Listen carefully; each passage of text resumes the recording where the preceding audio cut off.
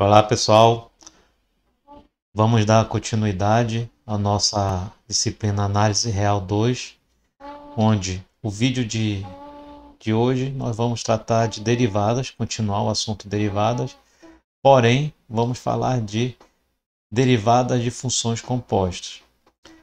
Mas antes de falar de derivada de funções compostas, a gente precisa enunciar um lema em que vai nos auxiliar na demonstração da derivada da função composta. A derivada da função composta é a famosa regra da cadeia. Então vamos lá para o enunciado do lema que a gente vai precisar. Seja f definido em um intervalo aberto para os reais e C um ponto interior do domínio, a função f é derivável em C se e somente se existir um k pertencente aos reais e uma função beta de i para os reais contínua neste ponto C, tal que o f de x igual a f de c mais k x menos c mais beta x, x menos c, para todo x pertencente ao domínio I. Bem, se vocês forem observar, esta condição I nada mais é do que f de x menos f de c sobre x menos c igual a k mais beta, certo? Ou seja, a função quociente definida lá quando a gente apresentou o conceito de derivada é igual a k mais beta, certo? E a segunda condição é que o limite de beta(x) quando x tende a c é igual a zero. Então, primeiramente, vamos demonstrar a ida. O que seria a ida? A gente tem que a função f é derivável em c e vamos provar que, como a função derivável em c, vamos obter a condição i e 2i. Então, primeiramente, vamos supor que f é derivável em c e vamos definir uma função beta de i para os reais da seguinte forma. Beta é q de x menos f' de c, lembrando que q de x é a função quociente. Alguns autores também chamam essa função quociente de quociente de Newton, certo? Onde essa expressão é para beta x para quando x é diferente de c. Quando x for igual a c, a função beta é zero. Bom, note que beta(x) é contínua em c. E por que beta(x) é contínua em c? Só lembrando, q de x é contínuo e f' de c é contínuo. Do teorema que a gente viu no vídeo de definição, que toda função derivável é contínua. Então, a gente pode dizer que beta(x) é contínua em C. E observe que beta(x) pode ser reescrito da seguinte maneira. F de x menos f de c sobre x menos c, que nada mais é o q de x, menos f' de c. Rearrumando esta expressão, vamos ter beta(x) mais f' de c, igual a f de x menos f de c. Passando o x menos c para o lado esquerdo, a gente vai obter a seguinte expressão, beta(x), x menos c, mais k, x menos c. Pegando do lado direito o termo negativo, passando para o lado esquerdo, fica positivo, então a gente vai ter do lado esquerdo mais ainda esse termo f de c, igual a f de x, que é o único termo que sobra do lado direito. Ora, observa que a gente vai chamar f' de c de k. Com isso, a gente chega na expressão da condição I. Certo? Bem, com relação à condição 2i para beta(x), já está intrínseco na função que a gente definiu. Então, o limite de beta(x) quando x tende a c é 0. Ok? Bem, vamos demonstrar agora a volta. A volta a gente tem a expressão i, da condição i, né? Que f de x é igual a f de c mais kx menos c mais beta(x), x menos c, para todo x pertencente a i. Ou seja, o beta(x) é somado com k, vai ser f de x menos f de c sobre x menos c, que é a função quociente. Ora, como a gente chegou nessa expressão? Simples, simplesmente passamos o x menos c, que está multiplicando o k e que está multiplicando o beta, e f de c para o lado esquerdo. Primeiramente f de c para o lado esquerdo, depois passando o x menos c, dividindo. Já vista que ele está multiplicando aqui. E com isso a gente obtém essa expressão. Como o limite de beta(x) quando x tende a c é igual a 0, isso aqui é uma das nossas hipóteses de volta, então a gente vai aplicar aqui nessa expressão o limite do lado esquerdo e do lado direito, certo? Observa que isso aqui nada mais é do que a derivada de f. Aqui este limite vai resultar em 0 para beta(x) e k, haja vista k é uma constante. Com isso, a gente tem a seguinte expressão: k é igual ao limite de f de x menos f de c sobre x menos c quando x tende a c. Ora, mas isso aqui é a derivada de f em c. Com isso, a gente obtém que f é derivável em c. Ok? Tendo em mãos o lema 4.4, podemos então enunciar a regra da cadeia, que nada mais é que a regra da derivada da função composta.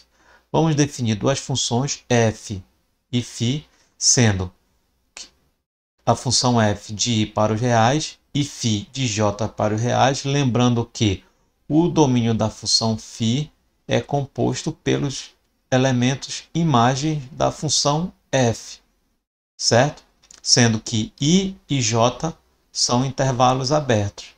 E, considerando que um f de c ponto interior do domínio de φ, temos então que se f é derivável em c e φ é derivável em f de c, então a derivada da função composta de φ com f em c é dada por a derivada de φ vezes a derivada de f. Repetindo, a derivada da função composta nada mais vai ser que a derivada de φ com a derivada de f. Lembrando que os elementos do domínio de φ são as imagens de f. Ok? Vamos então para a demonstração. Como φ é derivável em f de c, então a gente vai aplicar o lema que a gente viu agora há pouco, 4.4, a condição i. Na condição i, com as suas devidas adequações, a gente vai ter a seguinte expressão: função composta igual a função composta em c mais k, y menos f de c, haja vista que y e f de c é elemento do domínio da função composta, mais beta y, a gente está colocando y porque y faz parte do domínio, e aqui a gente repete o termo que está multiplicado com k. Reagrupando aqui, pegando a imagem da função composta em c passando para o lado esquerdo, a gente vai ter a seguinte expressão. Agora, dividindo tanto o lado esquerdo quanto o lado direito por x menos c, a gente vai ter a expressão seguinte. Note que Do lado esquerdo surgiu a função quociente da função composta. Do lado direito surgiu a função quociente para f, tanto aqui quanto aqui. Então, aplicando o limite em todos os termos da expressão, a gente vai chegar em que o limite da função quociente da função composta, quando x tende a c, vai ser igual ao limite de k, que é o próprio k. O limite da função quociente em f é f de linha. O limite da função beta vezes f de linha, certo? Ora, mas observa o seguinte detalhe, que essa expressão do lado esquerdo, ela é, por definição, a derivada da função composta em C. Assim, a gente tem a seguinte expressão. Precisamos agora apenas encontrar quem é o termo K e quem é o limite de beta. Então, vamos lá em busca desses dois parâmetros.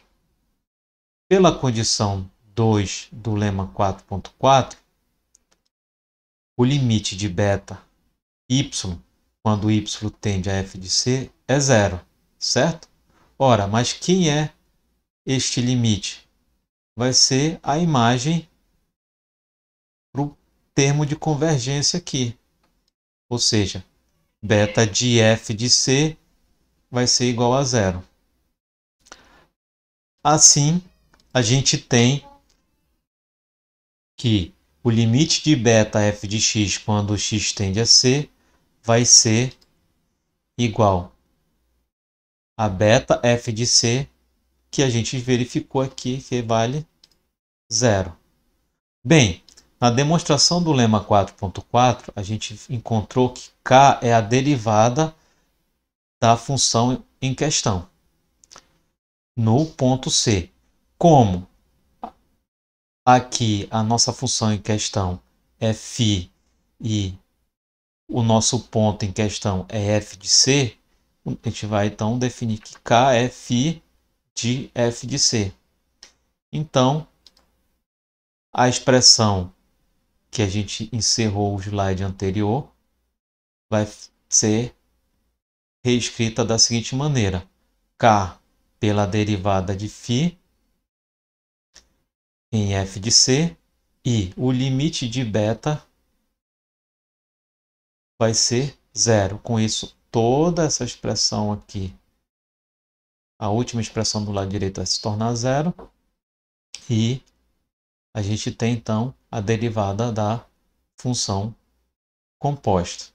Bem, como a gente pode aplicar essa derivada da função composta?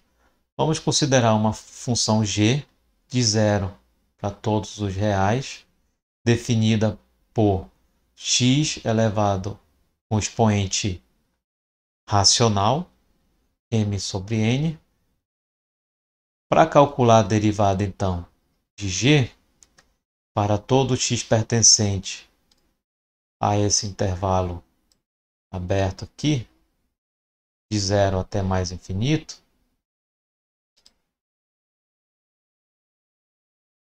a gente vai fazer da seguinte forma: dividir a função g em duas funções. Uma f, onde seus elementos e imagem é x1 sobre n, e uma função φ, onde as suas imagens são y sobre m. Então, a derivada de f e g vão ser, respectivamente, 1 sobre n, x elevado a 1 sobre n menos 1. Pega o expoente, né? Lembrando a regra da de derivada, pega o expoente, passa multiplicando e diminui 1 do expoente. Pega o expoente, passa multiplicando a função e diminui 1 do expoente. Com isso, então, aplicando a regra da cadeia, o que é a regra da cadeia para a nossa função g? Vai ser a derivada de φ vezes a derivada de f. Ora, A derivada de φ a gente encontrou então que é my